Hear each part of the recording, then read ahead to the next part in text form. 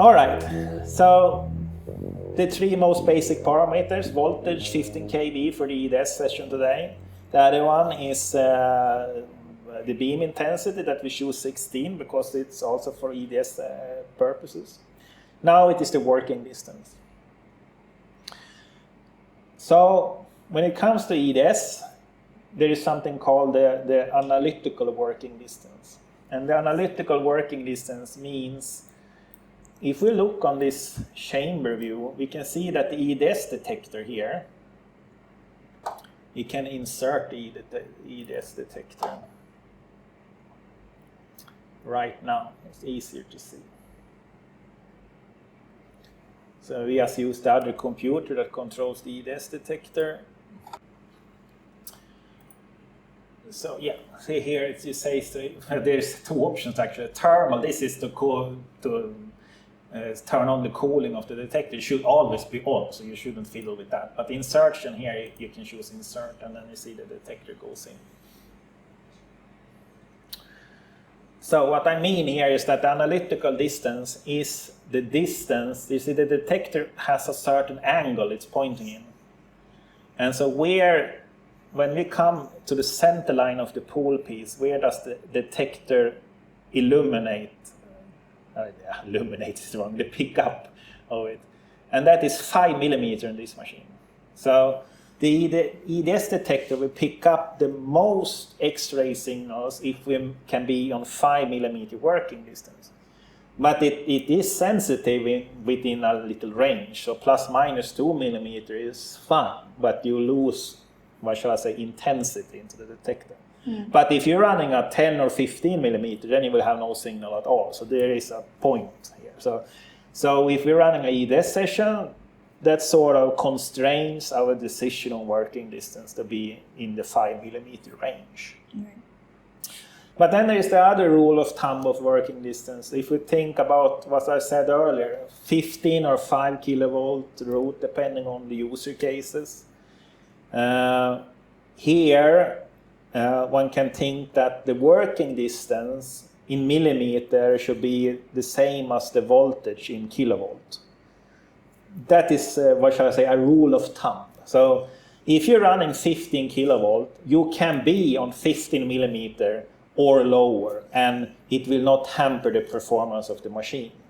But if you're on 5 kilovolt, then if you're running at 15 millimeter working distance, then you will lose resolution. So you should be on 5 millimeter or less in that case. So here you see, as I said earlier, if you want to have the low voltage case, I said you start at 5 kilovolt because that is the entrance level to where you start to see the benefits of low voltages, but most likely you want to go lower. And if you go lower to like 2 kilovolt, that means you most likely want to be on 2 millimeter in working distance. So that also puts more and more constraints on you knowing what you're to do. There is always a risk you crash in the pool piece, and you don't want to do that. So 5 millimeter is, what shall I say, more accessible from a newbie perspective. So let's continue the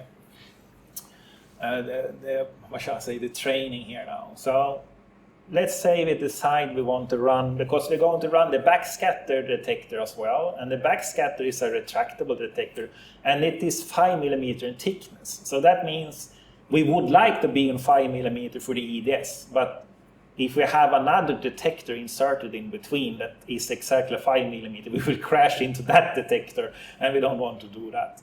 So we want to be on 6 or 7 millimeter in this case for today's session. So now,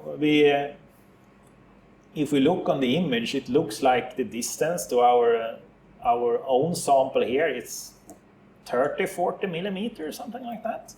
I mean, the cube was 10. So that means we need to raise the stage. And to raise the stage, here is the stage control. So if we're raising the stage, what shall I say? This is a red box protocol in our guide, and because there is a risk that you crash in the pool piece. So to prevent that, they have this protocol that we only go, what shall I say, half the distance of the traveling distance we want, and then we sort of check the situation, and then we go half of that half, and half of that half of that half. So we iterate in this protocol, and then that is a very safe way of approach to the correct working distance. Mm. But then it is, how do you control the stage? Or here there is a, what shall I say, change in culture from old days to modern days. In old days, you control the stage by X, Y, and Z absolute coordinates of the, what shall I say, the maximum motion of this translation of the stage in the chamber. So this is a number measured from some kind of, what shall I say, arbitrary point in the chamber. But here comes the problem. If you're changing the stage position from that absolute number, then you know the position the stage has. But you don't know how thick the sample is, because you need to also compensate, because if the sample is 10 millimeters, as in our case, the distance that is left to the pole piece will be 10 millimeters shorter, right? Mm. So to do this in a, what shall I say, more smart way is to actually measure the distance to the surface of the sample. And then we use that relative position and work on that. So to do that on this machine, we need to focus the sample, because if we focus the sample, that is the same. Focusing the sample means we want to set the focusing point of the electromagnetic lenses, so the beam is in focus at the surface of the sample, right? So when we change the focus, we indirectly measuring the distance to the surface. And then that measurement is moved over to, what shall I say, calibrate the stage for us. So then the stage knows its position from this focusing. So that's why it's very important that you should never move the stage in any dimension if you haven't put it in focus first. Because if you don't have it in focus, then that, what shall I say, relative position will be some random number, and then you can trick the whole machine. So right now we can see on the screen, it says that the focusing distance is 147.483 millimeter here. And obviously when we looked on the image, it is less than 40 millimeter to the sample. So if we change this and say we want to go to 5 millimeter or something like that, that means the stage will translate 142 millimeter. And since there is only 40 millimeter between the sample and the pole piece, after 40 millimeter we will crash. So step one is to turn on the beam then and focus the sample. There's the beam on.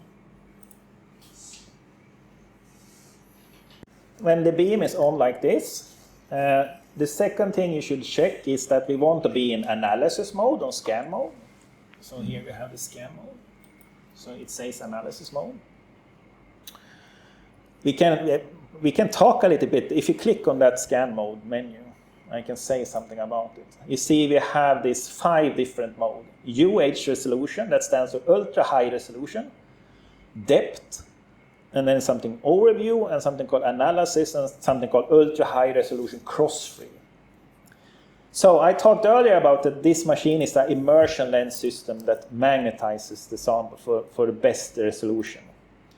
And if you click on that, the scan mode there again, so UH resolution and depth, and also UHR cross-free, all these 3 are immersion lens modes that will magnetize the sample. Mm. Overview and analysis are low magnification modes. It doesn't need magnification. So if you're doing magnetic samples, then you are constrained to working only in these modes. And then you need to take extra precautions around that. So you need to ask for, what shall I say, guidance how to do this. And so overview and analysis mode are low magnifications mode. And on this machine, what shall I say, the overview mode, as the name says, the purpose of it is not to give you high magnification, but as big field of view as possible, so you're able to orient around the surface and find your site of interest and so on. But on this machine, analysis mode has the same maximum view field, more or less. So there is no point on this particular machine to use overview mode, because you have the same view field, that very broad view field in analysis mode as well. But the performance, the resolution performance, is a little bit better in analysis mode compared to overview. So I don't recommend using overview on this particular machine. Other machines, it might be different. There is one user case that overview could be beneficial from, and that is that the beam current, the maximum beam current in overview is higher. So if you do something that you need serious high beam current, then overview is the mode for that. But that's a special user case. So we want to be in analysis mode for this procedure of raising the stage. This is a red box protocol of the guide. I mean, it's a red box protocol to do that. So there's, what shall I say, safety issues involved here. We don't want to crash. So we want to be in analysis mode, and then we want to focus the sample, and then we should have a high enough magnification so we can see that it is in focus. If the magnification is too low, then it will look like it is in focus. It will be very hard to see. So I usually say you should be at least a couple of thousand magnifications. It doesn't have to be exactly 4,000 or exactly 1,000, but in that range, you start to see if the sample is in focus. So the purpose is you zoom in until you see if the image is blurred or not. That's the point. So choose a 2,000 magnification or something. And then you do auto contrast.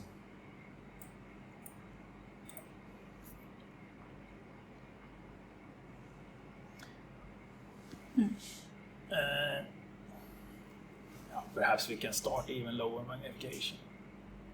We can start.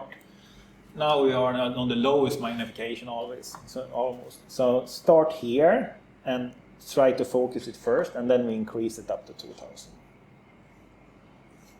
What do you want to do?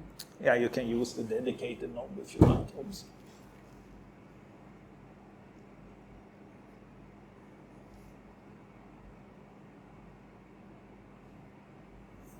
You can see that the working distance is 200 millimeter now. And it's about 30 millimeters, 40 millimeter here or something. So you should lower the number a lot. Then it will start to come into focus there. Now you see, right? That's it. So now you can zoom in there. Go back to 2,000. And it doesn't have to be exact, so you can just roll here.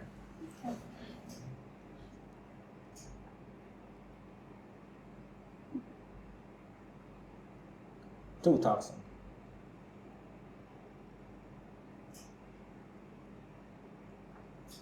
Something like here. So here, now it's easy to see if it's in focus. So now you can sort of fine-tune the focus.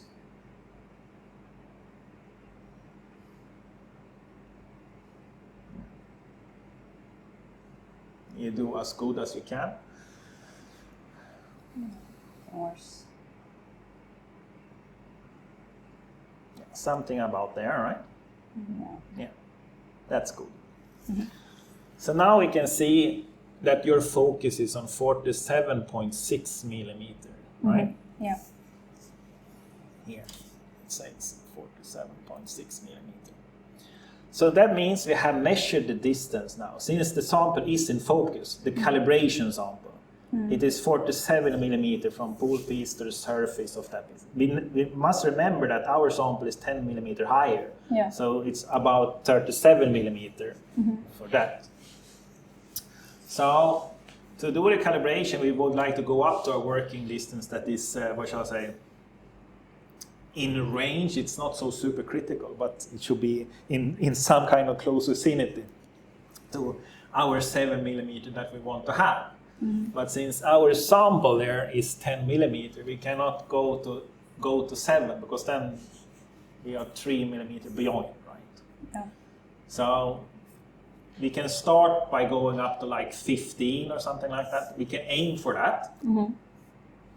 But here comes the case now. We don't want to change the working distance so it goes directly to 15. So here we go half that distance. So, and also I can also say something about this also. We see there's two numbers here now. Here on this focusing panel, it says 47 millimeters. And here on the stage control, it says 47 millimeters. So if I change the focus, both these numbers are changing simultaneously. But that doesn't mean that they have the same function. Because if I change this number to 20, then the image becomes blurred. Because now the focus is put on 20 millimeter position. So the machine expects the sample to be on 20 millimeter. So changing here changes focus. But if I change here to 20, then the stage starts to move, as you see there.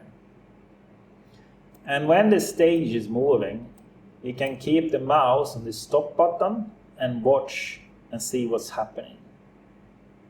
Oh boy. You see? And if it looks like something is going to crash here, then we can just click stop and evaluate the situation. Yeah. Because sometimes we make mistakes. We're supposed to go half the distance, and then we check the focus again. So you can check the focus there.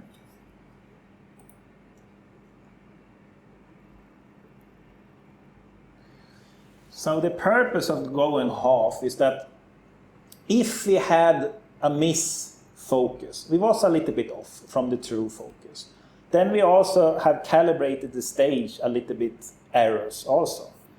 And that error, if we go all the way to the final working distance, that error can be several millimeters, and that can be a dangerous issue that we might make our crash into the pole piece. By going half, we still have room for some error. So then after we translated half the distance, we refocus. And now when you refocus, we can see that your new focusing position says 19.5. So when we translated the stage to what we thought was 20 millimeter, it was actually half a millimeter off. Half a millimeter, that's when if we are on a 20 millimeter working distance, then half a millimeter is not critical. No dangers involved there. But let's say we wanted to be on a working distance of 1 millimeter, then half a millimeter is 50% error. That can be very, very dangerous. Yeah. So when you do this refocusing here, then we recalibrate the position of the stage. So this means that this iterative loop will converge to better and better focus. So this is a very, very safe way of doing the approach. So as I said, we need to take notice of our sample here. So now we are 20 millimeter here. And so I think we can try to go up to 17 millimeter now. Yes, that's just 3 millimeter more.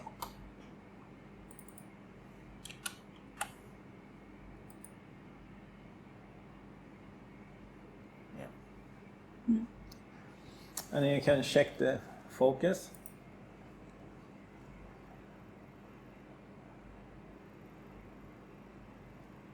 And since the machine is not calibrated, we have a very blurred image and things like that, and that's expected.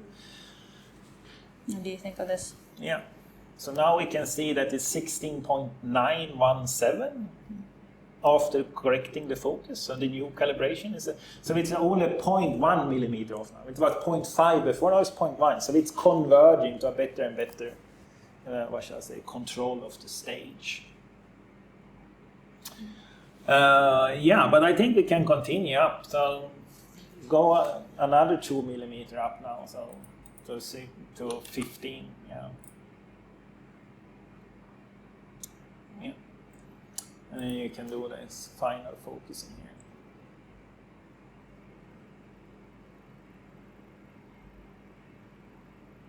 And that gets worse.